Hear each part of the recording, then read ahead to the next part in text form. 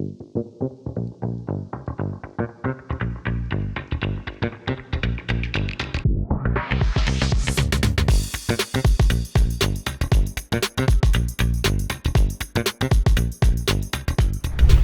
everyone, Aaron Mortimer from Mariner Marine Insurance. Today we're really pleased to have Dean Kennedy. Dean is from Marine Survey New Zealand. Over the last 20 odd years I've read quite a lot of Dean's surveys, as well as a whole lot of other surveyors' reports. We thought it'd be a great idea to get Dean along today to talk about what he does, how he does it, and from our point of view, from a boat insurer's point of view, why we like to have a decent survey. Rightio Dean, thanks for coming along, good Pleasure. to see you. Thank you. Let's kick off by maybe handing the floor over to you. Maybe you can tell us a little bit about yourself, your background, and how you ended up becoming a marine surveyor. Sure. I guess when I left school, always interested in sailing and did the youth scheme at the Royal New Zealand Yacht Squadron over here, and then got a boat building apprenticeship with Grant Mitchell Boat Builders out in Te Aratu. Yep. After that, ended up on the super yachts. Cool. In the Mediterranean for about 5 years, and then followed my passion really for yachting. Yeah, nice. And ended up racing yachts for a living, building boats in between, sort of in England and around the other traps in the Mediterranean. So came home to New Zealand, I think in 2007, with a young family, and was looking for a new challenge, but in the marine industry. So ended up doing a marine surveying course and doing some understudy with a lot of the older boys that were surveying in Auckland here at the time. And that was, I started off on my own about 9 years ago. Good, so onward and upward and from strength to strength. Yeah, I mean, I was pretty lucky. It was straight into it. Good on you. And doing the understudy with the older surveyors certainly helped. You know, they passed on a lot of work. So it didn't take long to get established. Yeah, right. So now, you know, I've been doing it for, like I say, over 9 years. It's certainly a good business. And do you survey all around? Because you do a lot of boats in Auckland, but you don't live in Auckland. So how far afield sort of do you travel? Last week I was in Brisbane. Right. Survey, you know, in the Pacific Islands. Cool. Nelson, Picton, that sort of area. Okay, cool. Wellington. All around. All around New Zealand, and travel sort of globally when needed. And it might be a good idea to point out now, when we're talking about survey, we're not talking about, you know, commercial boats in the context of this video. You know, Mariner's a specialist pleasure craft insurer. People have got, you know, hear the idea survey bandied around and they think, oh, it's, you know, a commercial survey. The whole commercial scene has changed, and we're not going to go into that. When we're talking about a survey here in the context of this video, or even a pleasure craft insurance policy, we're really talking about an experienced professional like somebody like Dean to give us a pretty comprehensive understanding of the boat that we're getting into. You know, there's certain things that we like to know about, and there's certain things that, you know, the owners like to know about. Not everyone's an expert, and the idea of an independent surveyor means that they're putting what they see down on paper, and then it's really for everyone else to judge, you know, how they want to read it and how they want to, you know, apply it to that situation. Whether the potential purchaser wants to keep on going with the purchase, or even if an insurer wants to look at it and go, oh, what are you going to do about this? What are you going to do about that? Would that say that's a reasonable preceding? Yeah, totally. So we do stay away from the commercial side of things. We leave that to a Maritime New Zealand sort of registered surveyor. Yeah, cool. So the pleasure craft market is where this business gets its work from. Pre-purchase, condition surveys. That's for owners that want to know what the state of their boat is. Then the insurance surveys for companies like yourselves. We sort of delve into valuations. And the like. So anything with the private market, Rightio, Dean. So let's say you've been appointed to a survey, and either it's somebody with their existing boat, or maybe it's a potential purchaser of the boat. When you're turning up to survey or inspect a boat, how do you want the boat to be presented, or what do you want to see when you get there? So I guess first and foremost, the boat should be clean and tidy, clutter-free. You know, it doesn't take much to go through, wipe the bilges clean, and that's a good start to learn your boat at the same time before the surveyor gets there. You know, I'll test that bilge pump float switch, or shivers. There's some corrosion there, but really, I mean, I've seen it all. You know, I've been climbing around with rats and rodents and and the droppings and the wee, and there's all sorts of leaking toilets and stuff like that. So, you know, a surveyor shouldn't have to go through that. No, so, exactly, yeah, as long as it's clean and tidy, presentable, yeah. As someone's walking into your home, you know. Right. First impressions last, and especially for a surveyor. Yeah, absolutely. First thing I'm doing is looking at a boat. I'm walking through a boat. I'm using my senses. Yep. Do I smell mould? Yeah. Do I see mould? Yeah. Do I smell black water? Yeah. You know, so we always do a walkthrough first. Yeah. Other things like cupboards and lockers, you know, people leave all sorts of stuff in there. Yeah, all sorts of stuff. Definitely. No. So yeah, as long as a surveyor's got easy access, Yep. it makes his or her job so much better, so much quicker, and right. a nice clean environment's good for everyone, Yeah, right? exactly. So then on that basis, I mean, there must have been some really wild and wacky stuff that you found when you've jumped on somebody's boat. Yeah, I don't know how far I can go into it on camera, but yeah, we've certainly seen stuff that makes the mind boggle. Like Porn what? collections, sex toys, gun collections. Oh no. Bank statements from very, very wealthy people that obviously would like you to see how much money they've got. Toilets that aren't flushed. Oh no. Used condoms. Oh jeez. Underwear that's soiled. Oh no. Right. Okay. Yeah, I think you get the picture. I've seen it all. So that's why I say, you know, mate, a surveyor is going to go through your boat. We're going to open drawers because we want to see what's behind there. If you're leaving stuff that's there on display, then you know, I'm going to see it. We are very discreet. I would never tell anyone, but here I am, not naming names. But yeah, just make sure there's nothing there that's going to embarrass you, or is illegal. Or is illegal. That's illegal, totally. I get you. Like drugs and stuff like that. I mean, you don't want to turn up at somebody's stash. I mean, what do you? Well, I've seen it all. Right. But you know, that stays with me on the survey. But you know, it makes for good television, I suppose. Right, Dean, so after you've had a walk through and hopefully haven't discovered anything too untoward, how does the rest of the process unfold? What do you do from there, and what sort of tools do you use? Right, good question. So basically, the scope of survey, we go from bow to stern, from top down to the bottom. So we're looking at structure mainly. That's the big thing. Making sure all your bulkheads and your scantlings, or your longitudinals and your stringers and frames. Depends if it's wooden or fiberglass. Steel, aluminium. We won't do concrete. Making sure that's all kosher. So along the way, we're looking at your skin, or your ball valves, your seacocks, your plumbing systems, your black water systems. The only thing really on the inside of a boat we don't look at is the engineering side of things. So you'd need to get a specialist diesel mechanic or petrol. That's fair enough. And I do recommend an electrical survey as well, depending on the size of the boat and your budget. But up on deck, I mean, it's everything really. It's your fixtures and your fittings, your cleats.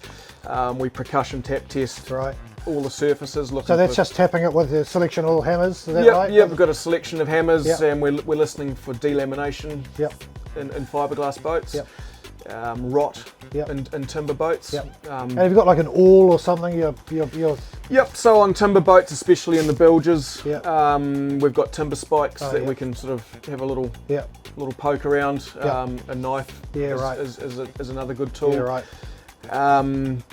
You know, timber boats vary a lot from fiberglass boats. So, you know, tools for horses for courses. Sort of yeah, totally. You know, we've got moisture meters that we can use on both substrates. So fiberglass and timber. Well, I've read your reports for donkey's years, and until recently, it's only recently I've actually met you, and I actually recognise your hands more than your face, because on the reports you've got the hand holding the moisture meter. Yeah, totally. So how does that work? I mean, obviously atmospheric conditions have a big impact on. So do you provide a bit of a commentary that in terms of the boat was the morning, there was dew on the boat and it was a bit wet? How does that sort of affect your readings? Yep. So moisture meters they're an impedance meter. So they do pick up salt on the boats. So they don't like to read carbon fibre. Right. And big hunks of metal inside a boat, like your engine block, for example, can tend to fluctuate the readings a little bit. Things like wet or sodden soundproofing or insulation in the engine rooms can make them kick off. But generally speaking, it doesn't matter, like water tanks and things. It'll work that out for itself. Cool. Okay. Very, very accurate piece of equipment. They don't tend to lie. So when we're getting things like altered soundings, and then you're getting a high moisture reading as well, then it normally means we've got a bit of an issue. So it depends also on what the boat's, if it's a fiberglass boat, for example, if it's cored with balsa. So it could be sided in the core, could be sided, and it's never going to dry out until it's cut off, pulled out, new core put on. Exactly. So we need, normally, you know, I know what most production boats are cored with, including the New Zealand ones, whether it be closed cell foam, plywood. Is it Cleed-cell? Is Cleed-cell? Cleed-cell, Divina-cell, they're all a closed cell foam, so what that means is water really shouldn't be able to track its way anywhere through the foam, but it does to a certain degree, but balsa's the one that we're really looking hard at when we're getting high moisture content. So I guess the reason, I guess, from what I understand, is why somebody would build a boat with balsa. It's light and it's strong for what it is, and it provides the core for the inner and the outer laminates, but it loses its integrity once it's wet. It turns to wheat bix sort of thing. Is that right? Exactly right. It breaks down rapidly. The new way of building boats, you know, with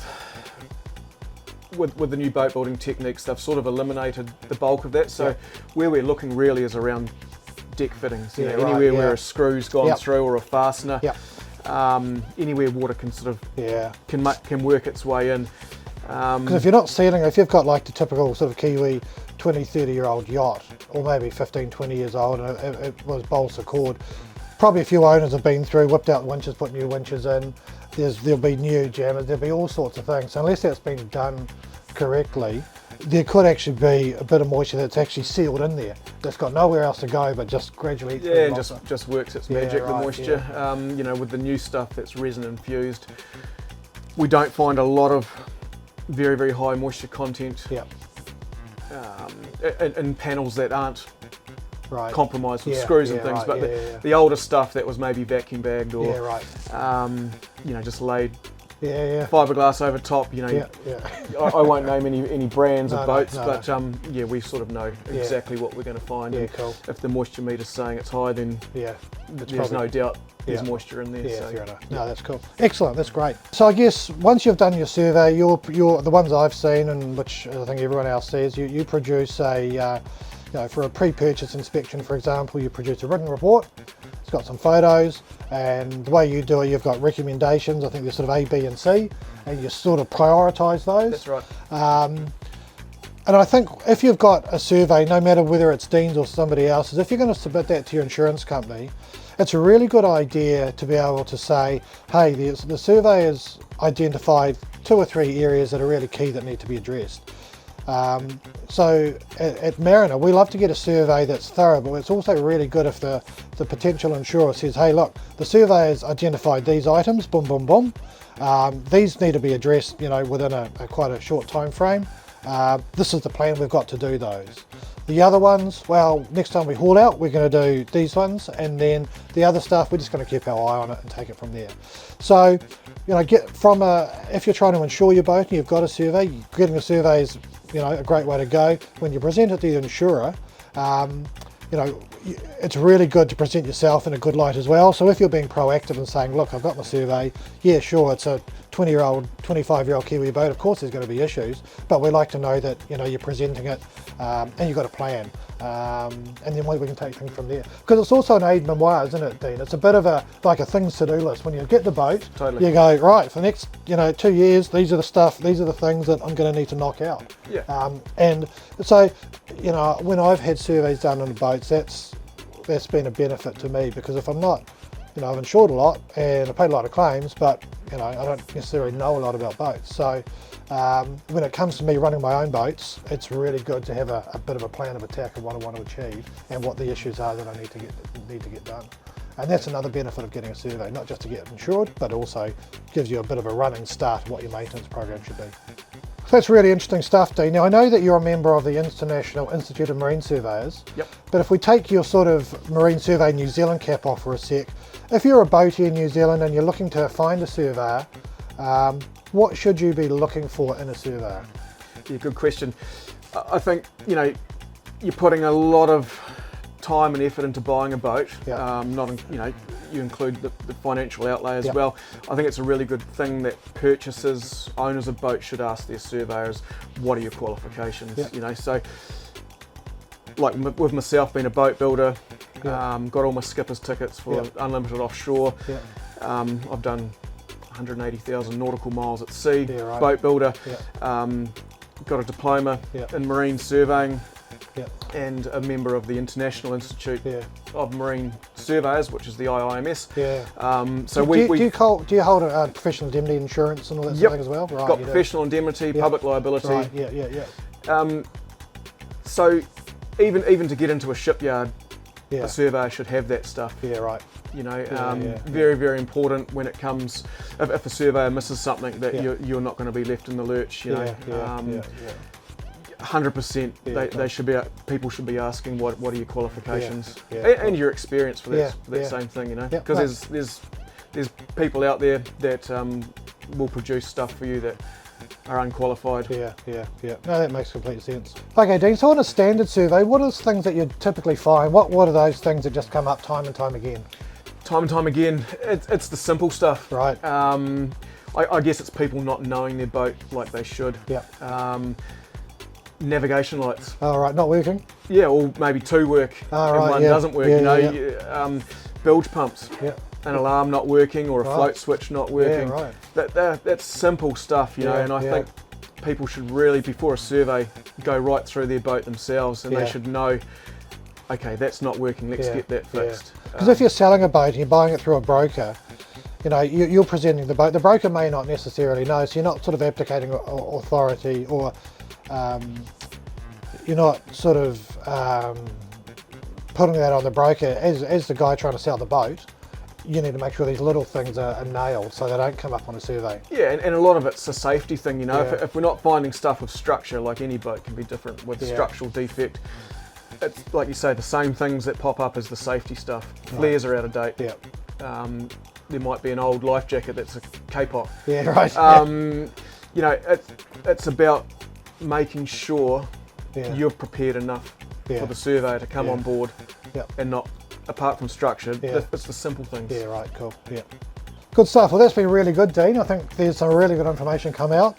I'm a little bit shocked about what you can find on some people's boats when you do a survey, but I guess it's it's one of those things, I guess. But look, it's been really good having you aboard. I think there's some really good information that we've got out that hopefully some boaties and you know, potential insurers and people who are selling boats and buying boats can get some really good information out of this.